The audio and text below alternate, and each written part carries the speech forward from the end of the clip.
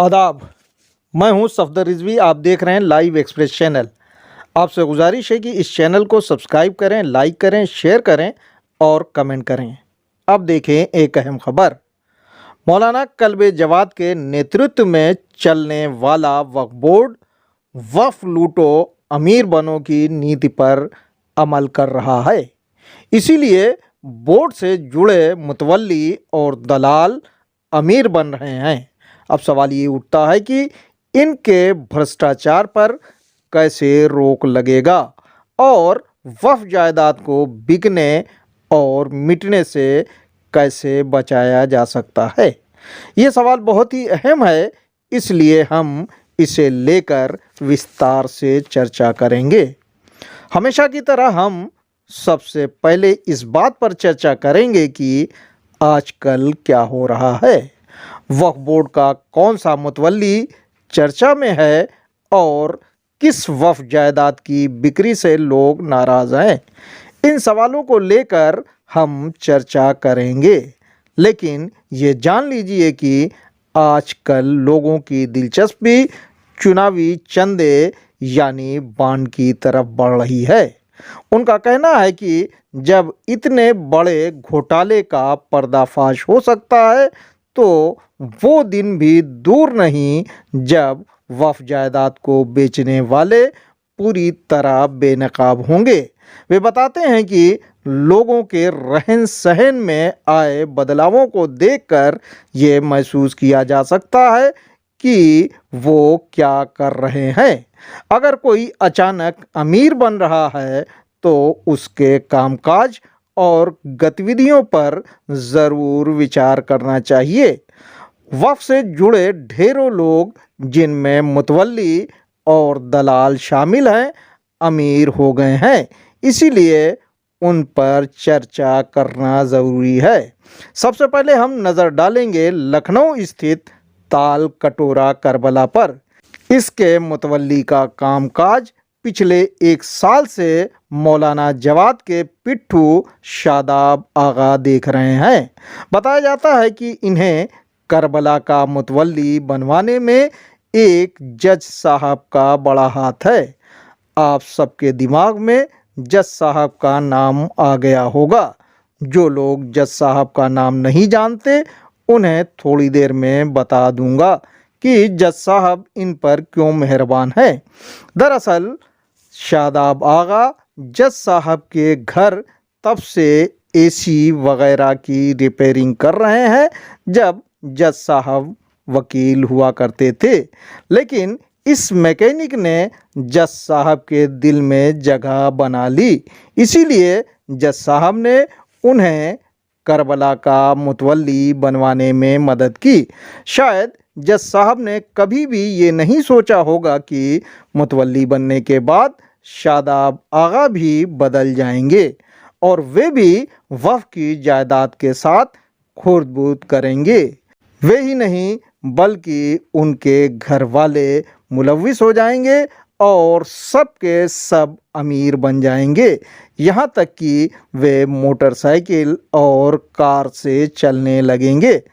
जज साहब चूँकि इंसाफ करते हैं, इसलिए ये जान लेना चाहिए कि वे कानून को अच्छी तरह समझते और जानते हैं। इसके बावजूद जज साहब ने कानून का मजाक उड़वाने वाला काम किया। उन्हें अच्छी तरह पता है कि वक्फ एक्ट क्या है और उसके मुताबिक कौन सा काम गैर कानूनी है।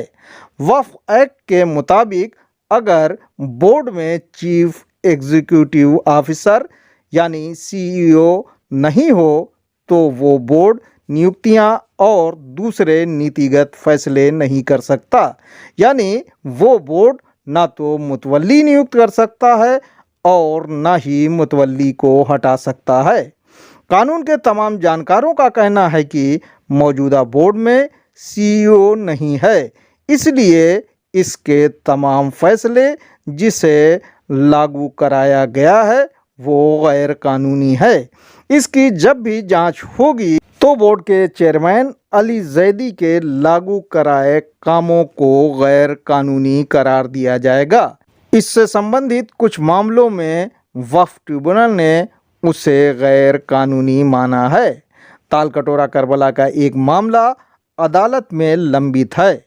करबला के वैध मुतवल्ली सैयद फैज़ी ने इसी वजह से आज तक शादाब आगा को चार्ज नहीं दिया है और शादाब आगा का कार्यकाल ख़त्म हो गया।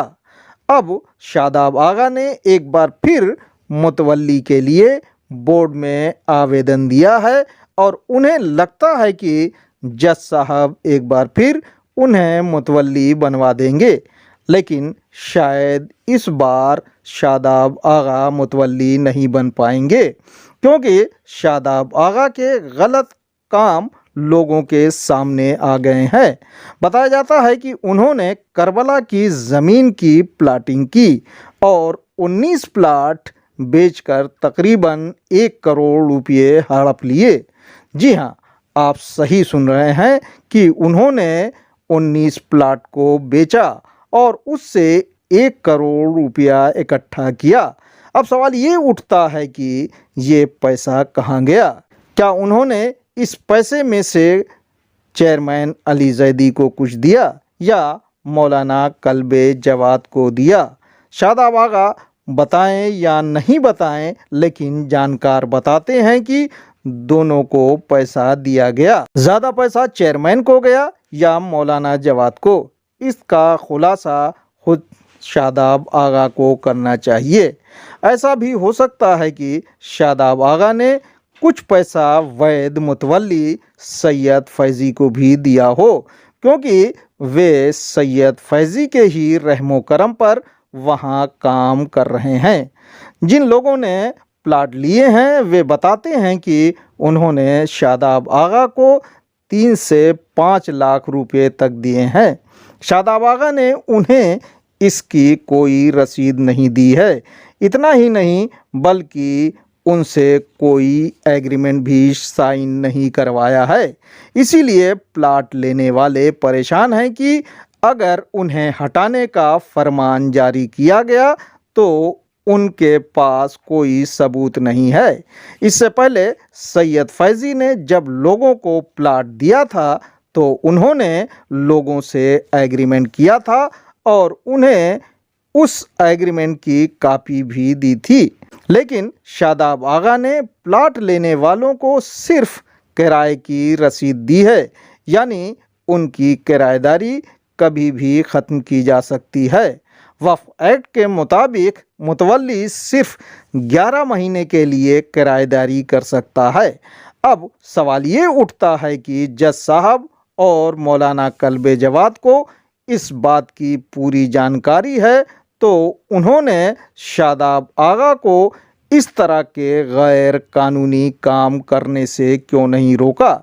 इसी तरह बोर्ड के चेयरमैन अली जैदी ने शादाब आगा के खिलाफ कार्रवाई क्यों नहीं की?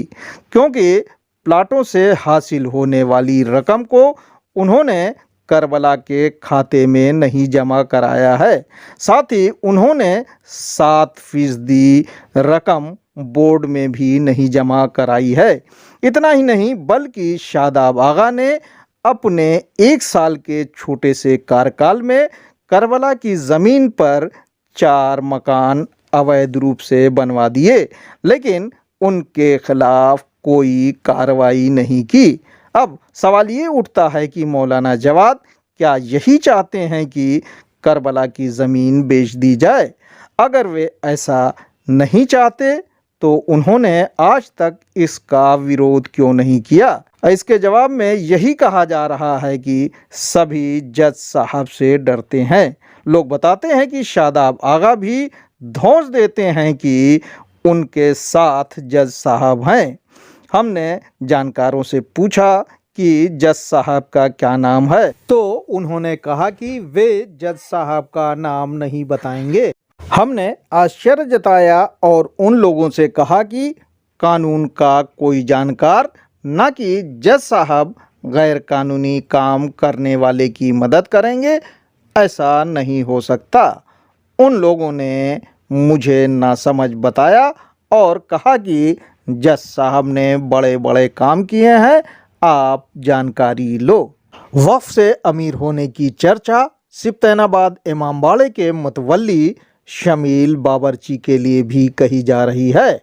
बताया जाता है कि वो जब से वहाँ का मुतवल्ली बना है अमीर हो गया। वक्फ मामलों के अल्लामा कहे जाने वाले ज़मीर नकवी का कहना है कि इस वक्फ से होने वाली लाखों रुपया महीना की कमाई कहाँ जा रही है। मुतवल्ली शमील बाबरची को बताना चाहिए कि उन्होंने अब तक कितने लाख रुपये इस वक्फ के खाते में जमा कराए हैं और कितने करोड़ की संपत्ति खरीदी है। अगर करोड़ों में खरीदा गया पेंट हाउस इस वक्फ की रकम से खरीदा गया है तो अब तक उसे वक्फ बोर्ड में क्यों नहीं दर्ज कराया गया। ज़मीर नकवी ने सरकार से पूरे मामले की जांच कराने की मांग की। उन्होंने ये भी कहा कि चेयरमैन अली जैदी लगातार विदेश का दौरा कर रहे हैं। उन्हें शक है कि वे अवैध रूप से कमाई गई रकम को विदेश में खपा रहे हैं। सरकार को उनके खातों और उनके विदेशी दौरों की जांच कराना चाहिए। अब हम चर्चा करेंगे फैज़ाबाद स्थित वक्फ मस्जिद खजूरवाली का। इस वक्फ की चर्चा काफ़ी समय से चल रही है।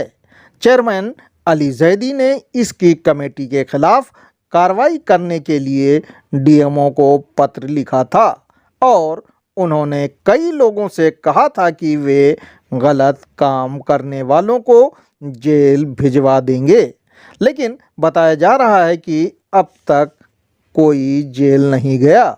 हाँ, इतना ज़रूर हुआ है कि चेयरमैन के दलाल कहे जाने वाले पैकर को वहाँ के लोगों ने लाखों रुपए दिए हैं।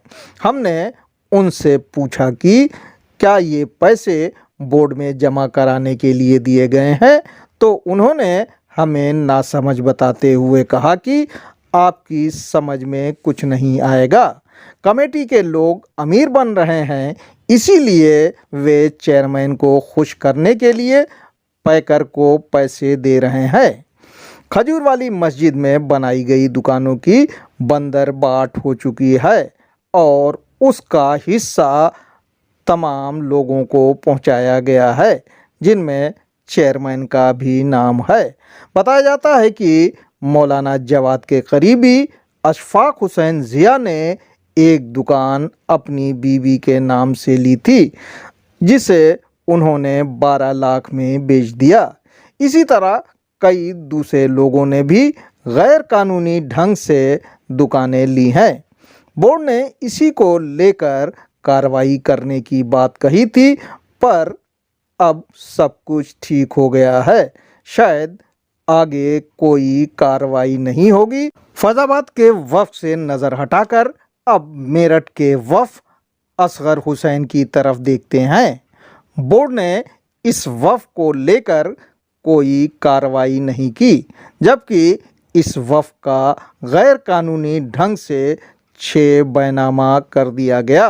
बोर्ड को न सिर्फ इस पर रोक लगाने की कार्रवाई करना चाहिए था, बल्कि गैर कानूनी कार्रवाई करने वालों के खिलाफ एफआईआर दर्ज कराना चाहिए था, लेकिन ऐसा कुछ भी नहीं किया गया।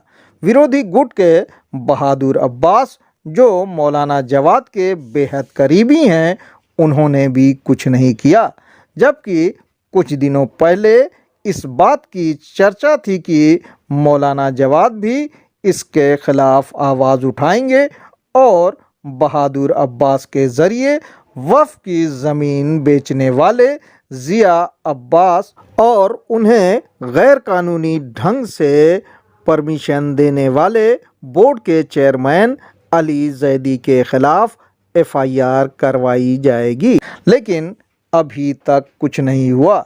शायद मौलाना जवाद इस बात का इंतज़ार कर रहे हैं कि इस वक्फ 15/1 को बहादुर अब्बास की निजी पैतृक संपत्ति घोषित कर दिया जाए, तो शायद उन्हें भी इससे बड़ी रकम मिल जाएगी। लोगों का कहना है कि बोर्ड को चाहिए था कि वो बहादुर अब्बास के पिता ज़फ़र अब्बास से इस ज़मीन के सौदे के रूप में हड़पी गई 28 लाख की रकम वसूली के लिए कार्रवाई करे, क्योंकि ऐसा करके उन्होंने वफ़ को नुकसान पहुंचाया है। लेकिन बोर्ड ने ऐसा कुछ नहीं किया। इससे अपराधियों को बढ़ावा मिला है। खासकर मौलाना जवाद से जुड़े अपराधियों को छूट दी जा रही है। बताया जाता है कि मौलाना से जुड़े अपराधियों को बोर्ड छूट दे रहा है। इन्हीं में बाराबंकी का 420 का उस्ताद रिजवान मुस्तफ़ा भी शामिल है, जो मौलाना जवाद का पिट्ठू और अंधभक्त बताया जाता है। बोर्ड उसके खिलाफ भी कोई कार्रवाई नहीं कर रहा है, जबकि उस 420 और वफ़खोर ने वफ़ की ज़मीन पर अवैध कब्ज़ा कर रखा है। इससे पहले के बोर्ड ने उसके खिलाफ अखबारों में नोटिस छपवाकर कानूनी कार्रवाई करने की बात कही थी। इसी कार्रवाई से बचने के लिए सज़ा याफ्ता और 420 रिजवान मुस्तफ़ा मौलाना जवाद की गैंग में शामिल हुआ है।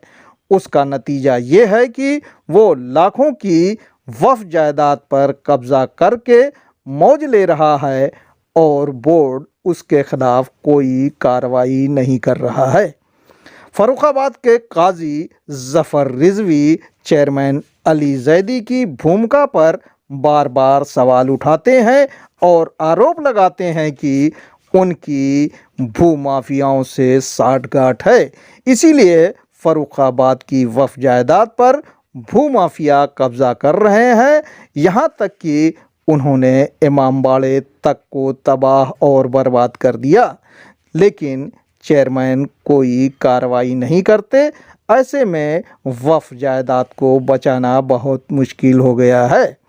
वक्फ बोर्ड की मनमानी और गैर कानूनी कार्रवाइयों को लेकर पीड़ितों ने संबंधित मंत्रियों से शिकायतें की हैं, लेकिन आज तक कोई कार्रवाई नहीं हुई। अभी हाल ही में ओपी राजभर ने अल्पसंख्यक मामलों का कार्यभार संभाला है। समाज के कुछ लोगों ने उनसे मुलाकात करके वफ़ जायदाद को बचाने की मांग की।